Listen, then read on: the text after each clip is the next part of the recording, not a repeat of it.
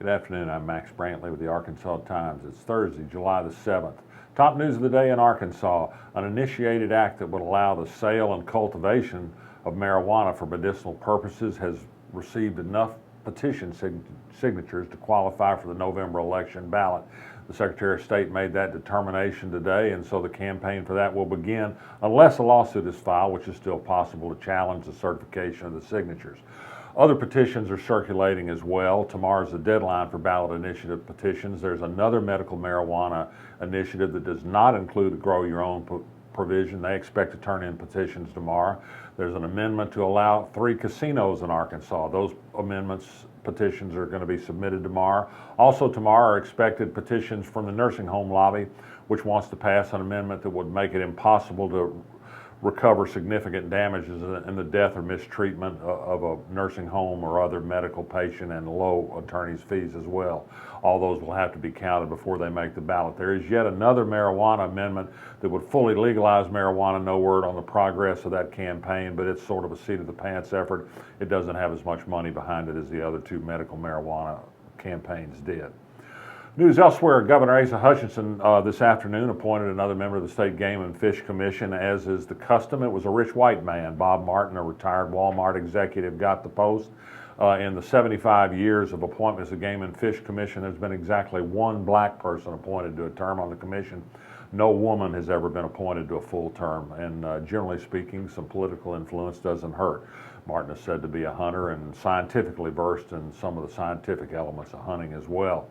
A 16-year-old woman who was last seen working a shift at Magic Springs and has been missing for several days has been found in Texas. She was in the company of a 33-year-old man that she'd been thought to be friendly with.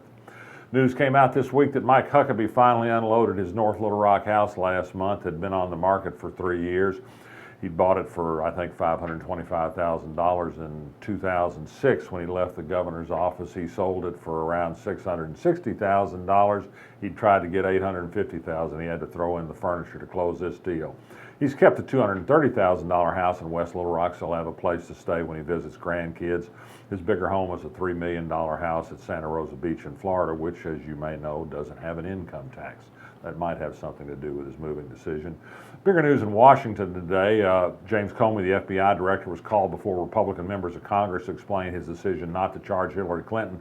He made a pretty good case that she'd not broken the law, either by intentionally receiving classified information or being even grossly negligent about it, which is a violation that has only been prosecuted once in the 100-year history of the law. He said simply she had not done that. More details emerge about the few pieces of information she did handle that were perhaps suspect. There are such things as Secretary of State call lists marked as sensitive that were erroneously marked that way. I think we've got a mountain out of a molehill, but the Republicans aren't finished building Everest out of it.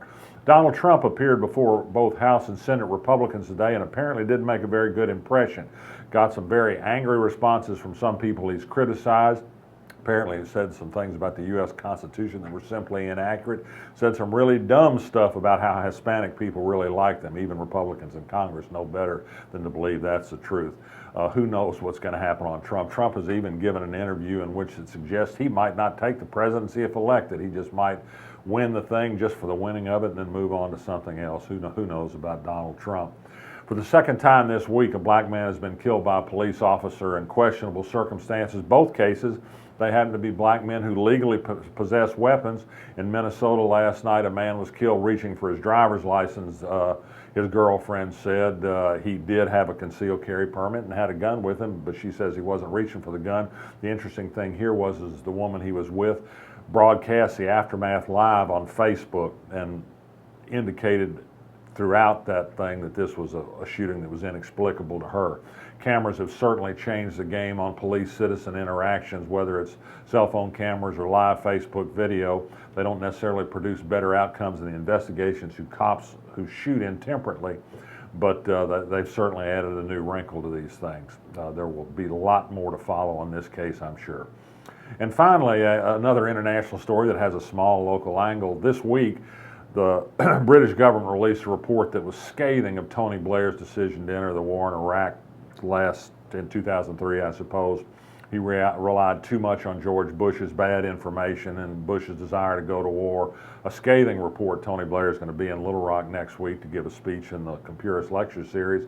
And in fact, George Bush himself might be in town. There's a graduation ceremony scheduled for people who participate in the leadership program put on by the Bush, Clinton, and Johnson libraries. Sometimes the former presidents show up for this. If we could get Tony Blair, George Bush, and Bill Clinton together on one stage, I think they'd have a lot to talk about. I'm Max Brantley. I'll be back tomorrow.